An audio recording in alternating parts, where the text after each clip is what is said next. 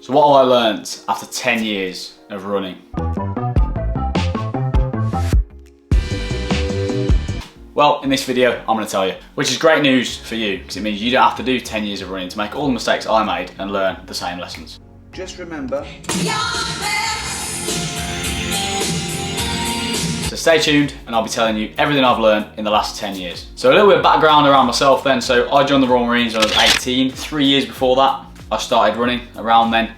And so I trained for the Marines via lots of different types and different methods of running, most of which just meant I was going out and running as fast as I could, as far as I could, as many times a week as possible, which you're about to find out is not the best way to do it. I can run like the wind blows. So I've split this video up into 5 phases then. So first is gear, next is progression, next is fueling, and after that we're going to go through ego/comparison, and then finally, to round the video off, we're going to look at intensity, so heart rate zones, that kind of thing. So first off, we're going to look at gear then. So what gear do you need to run efficiently and to make your training program as effective as possible? Really, for me, there are 3 things. Good pair of running shoes, a good running watch or fitness watch, and a heart rate monitor. So in terms of running shoes, they really need a whole video all by themselves, so comment below if you want to see that. However, there are a lot of running shoes on the market. I'm going to give you 2 examples that I think I've found are pretty good and pretty universal for most people. So the first one is the Saucony Endorphin Speed 2 or 3. You can use them for fast sessions or longer endurance runs. I used them to run my marathon earlier this year. And the Hoka Clifton 9s, which are a little bit less for speed work and a little bit more for longer, slow endurance stuff. They're plodders. It is a truism, however, with running shoes that it is individual to the person. So it's very, very much worth going to get a gait analysis at a running shop like somewhere called Up and Running, where in most town centres they'll have one of these. They'll have a treadmill in store. If you express interest into buying a pair of running shoes, then they'll put you on a treadmill and they'll tell you what's wrong with your form and what kind of shoes you need to compensate for that. Okay, next up then is some sort of fitness watch. So for me, I like Garmin. Garmin have many different brands and advancements and all these kinds of things. I use currently the Garmin Forerunner 735. So that's a really good one. Link will be in the description below. It does everything I need it to do. It's got pace, heart rate, distance, GPS, swimming, biking, all that kind of stuff. It's a really good watch. The only thing it doesn't do is connect your Spotify and be able to download music onto the watch so you can use it with your headphones and no phone. I take my phone out anyway, so this is good enough for me. Garmin do loads of different brands, so have a look through, see what price point matches your sort of needs, and then go for that one. The other things you can sort of look at is a Apple smartwatch. So Apple watches, from my experience, are really good. They tend to be better for heart rate monitoring than a Garmin, so that's interesting. But if you're getting a heart rate monitor, which we'll get into in a minute, that doesn't really matter because you're outsourcing it. Typically, wrist heart rate isn't great anyway. But the good thing about an Apple Watch is it's basically a phone on your wrist. Okay, finally then, heart rate monitors. So heart rate monitors are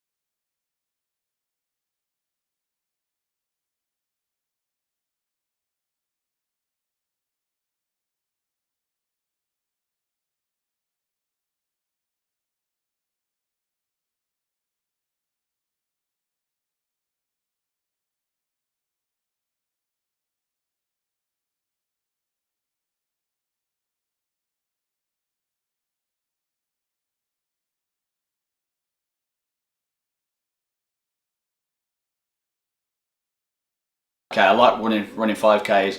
I'll run 5Ks all the time and that'll be it. Unless you challenge yourself to go out of your comfort zone and do something that kind of worries you and scares you a little bit, you're never going to grow and you're never going to improve. We did this earlier this year. We signed up to the London Marathon, having absolutely no capacity to run that far. We built up over the next couple of months and we're able to complete the marathon in a respectable time. So this is something I recommend people do, to sign up for something that worries you, and you'll feel a great sense of achievement, accomplishment once you achieve it. Okay, next we're going to talk about fueling then. So fueling is super important when running. Clearly the body is going through various intensities, it's working really, really hard to replenish energy into the muscles, the working muscles. So we need to think about how to replenish that and how to fuel beforehand. So we're going to look at pre-run fuel first, and then we're going to look at how to replenish calories and carbohydrates after the fact. So before a run, it really depends on when you're going to go for that run. So if you're going super early in the morning, like I like to do, sort of 6:30, 6 a.m, you're not really going to want to eat beforehand. Namely because if you eat 10 minutes before, it's going to come up and you're not going to feel great. And if you want to eat an hour or two before, then again, it's just unworkable. You're going to have to wake up super early. So what I like to do is literally a spoonful of honey if you're running really early in the morning, because it takes 0 time to metabolize. It doesn't give you any stitch, and it gives you that little quick boost of energy when you're out the door early on in the morning. If you're going later on in the day, what you can look at doing is having 60 to 80 grams of carbohydrates about an hour before your run. This obviously is more important if you're going further. So if you're going sort of 10 to 20 Ks, then you're going to want to have this 100%, you're going to want to be fueled. If you're going sort of 20, 25 minutes, it's not as much of an issue. However, the ability to fuel yourself before a run can be the difference between enjoying that run and that run being really, really difficult and really, really sticky. Just as a little caveat, if you are going to run early like myself, then what I will make sure I do is, because I know I'm not going to really get time to eat too much before the run, I will, the night before, ensure that I have a good amount of carbohydrates in me. So I have a big bowl of rice or oats or something beforehand, before I go to bed, to make sure that's in the system when I wake up and I can still go off that and run. Okay, what about post-run then? What do you do post-run when you get your calories back on your watch that you've burned 900 calories? What are we going to do?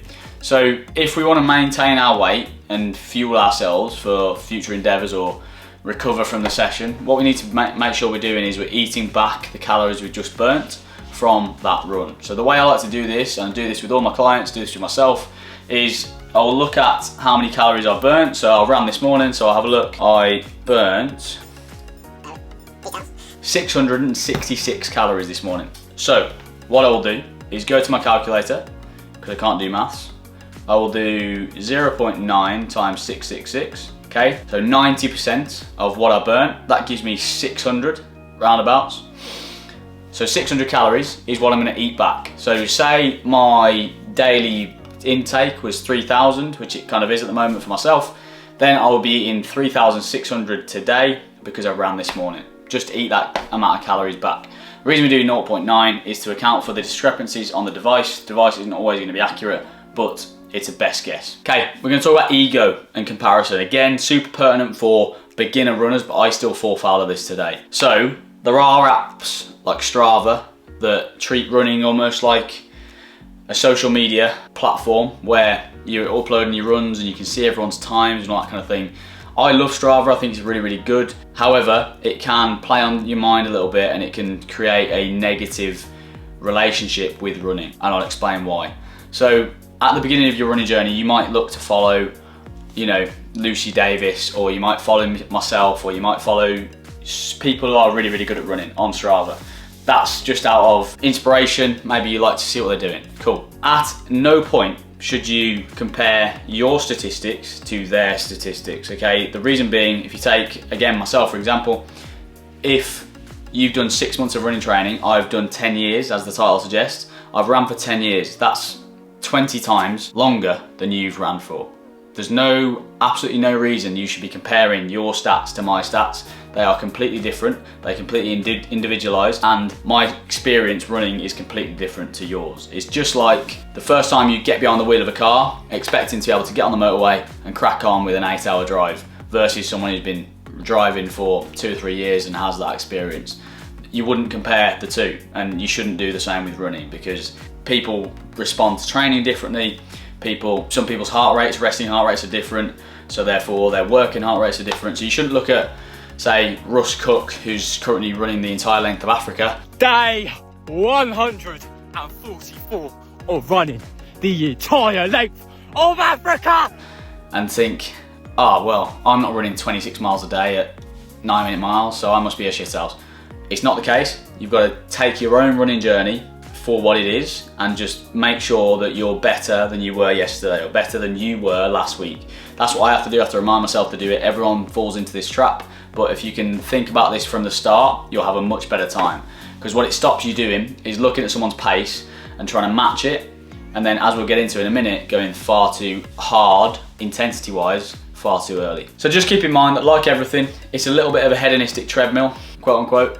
So we will look at something and we'll say, you know, when I get to a 25-minute 5K, I'll be buzzing with that. But then when you get to a 25-minute 5K, you'll want a 20-minute 5K. And when you get to a 20-minute, you want a 19-minute, etc, etc, etc. Just like earnings potential, okay, when you think, oh, when I earn 50K a year, I'll be buzzing. And then when you get to 50K, you're like, oh, 70K would be good. It's just the way humans work, and we always bump up the goalposts and bump up our success metrics to according to what we're currently experiencing. It's natural, so just expect that, and don't think, oh, once I get to a certain point, I'll be happy, because you won't be. So treat it as a long game, okay, an infinite game that you're just going to keep running, continue to run, and stay in shape for as long as possible. Don't think about it as an end destination, because it will create negative connotations. Okay, finally then we're going to look at intensity. Completely broad brush, okay, I appreciate I'm going to run through this pretty dumbed down, but we're going to try and look at the difference between heart rate zone 2, which gets talked about a lot these days, and interval training. So it's good that heart rate zone 2 gets talked about a lot, because there was really no light on it back in the day. However, people can be too dogmatic with it, and people can tie too much of their ego into, oh, my zone 2 pace was this, isn't this? You need to spend time in zone 2 to get better at that sort of aerobic threshold stuff. And so just showing up and doing your first zone 2 run and thinking, oh, it was 10-30 minute per mile pace, that was so slow. Don't worry about it, everyone starts somewhere. So what I'm going to do is just give you some statistics from my initial marathon build run. So this is when I'd been 8.5 years into running, 9 years into running, and I'd taken maybe a couple of months off, 4 months of not really going for it. I was running 4 miles at my zone 2 or aerobic pace, and it was about 9:45 minute per mile pace, 9:30 minute per mile pace. That is pretty slow by my standards, and I would consider that a pretty beginner rate of return, considering I've been running for 8 years. So what actually happened during my marathon build, when I got to the end of that, my zone 2 runs were no longer 4 miles, they were actually 9-10 miles, and they were about 8 minute mile pace. So a full almost 2 minutes per mile quicker, same heart rate, and much, much longer. So running is one of those things, the more you do it, the better you'll get. Let's talk a little bit about zone 2. So zone 2 is a heart rate zone at which you are aerobic. So meaning you can use oxygen while the working muscles work. The reason we need to be in this zone is so that we can build volume, build time on your feet and all that kind of thing when we're looking to increase our running ability. Cool. So typically zone 2 is under 70% of your max heart rate. Everyone's max heart rate is guessed because no one really knows it. Mine would be 220 minus my age, which would be 195, and then I'd times that by 0.7 to get 136. So 136 beats per minute should be my zone 2 heart rate. That's pretty low. So a lot of people can get caught up in the fact that, oh, I'm running, you know, I've got to run so slowly, I've got to walk because I'm only in 136. Again, don't get too tied up with the individual numbers. The best way to frame this is the Math 180 method, which is a different way of getting your max aerobic threshold heart rate. So you're going to go 180 minus your age, which gives me 155. So another 20 beats per minute pretty much. 155 is my max aerobic heart rate. So on my aerobic runs or my zone 2 efforts or whatever it is, I'm going to look at staying underneath 155. If I know when I'm doing that, I know I'm aerobic and I'm building my aerobic base. So that's just something to think about. Don't worry too much about the individual numbers of 70%. Use Math 180 and stay underneath that number. In terms of how much to do of each, there is an 80-20 rule for people who are a little bit more advanced to do zone 2 and speed work. If you're a beginner doing all aerobic stuff is absolutely fine. Do that for a period of time, couple of months, make sure you're efficient with the movement, make sure you're enjoying your running, and there's no real ego or expectation attached to it. After you've done that and you're building towards something, you can look at your weekly mileage as 100%. 80% of it should be zone 2, easy. 20% of it should be hard interval efforts. That's just an easy little polarized prescription that you can use to make sure that you're doing the right amount of zone 2 and the right amount of interval training. Again, for example, for ease, if your weekly mileage is 10 miles a week, 8 miles of it will be easy, 2 miles of it would be speed and higher heart rate stuff. So take that into your training. All of those things I'm sure will have helped you. Hopefully you've taken some notes, you can go back and watch it. There's a lot of information there. So this is everything I've learnt in 10 years of running, so hopefully you don't have to make all the mistakes that I made. Okay guys, that's it for this video. I appreciate I gobbed off a lot there. Hopefully you took something from it, hopefully you enjoyed that. If you did, please drop a like, subscribe, and drop something in the comments that you thought about when you were watching the video, or maybe you have a request for my next video, whatever it is. I should be back on the more regular uploads now. Apologies for the hiatus. However, I've been really